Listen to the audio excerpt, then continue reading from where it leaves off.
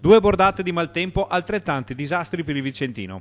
Le due ultime ondate di piogge grandine hanno causato enormi danni a strutture pubbliche e case, flagellando anche l'agricoltura. Nell'area dei Berici in su non si contano le segnalazioni di allagamenti, tetti rovinati, auto ammaccate e strade allagate. Il danno più rilevante va registrato a Montecchio Maggiore, dove è stata scoperchiata la palestra della scuola Don Milani.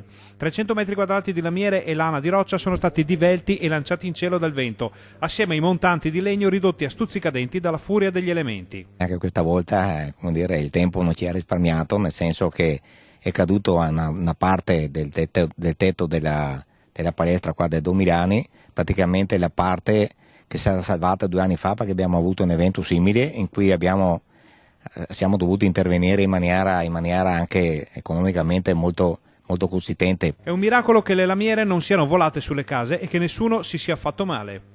Come si vede, sostanzialmente è caduta tutta quella che era la vecchia copertura in lamiera, che era legata alla copertura della palestra con dei murali in legno, e questi sono stati i danni principali. C'è stata un po' di acqua che è caduta nella palestra, quindi bagnando il parquet interno. Siamo intervenuti anche lì per asciugarlo tempestivamente. L'assessore è stato testimone diretto della prima bufera. Io mi trovavo alla sagra di San Pietro e Paolo, che è una delle sagre più antiche qua della nostra zona, del nostro comune.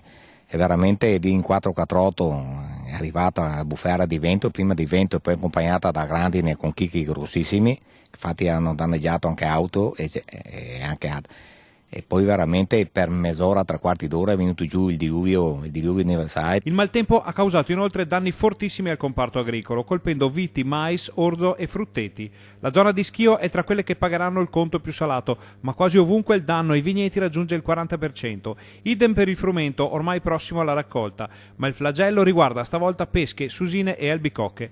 Coldiretti segnala in questo settore danni fino all'80% e molti coltivatori si troveranno a dover gestire la perdita quasi totale della produzione. Il meteo promette ora una tregua.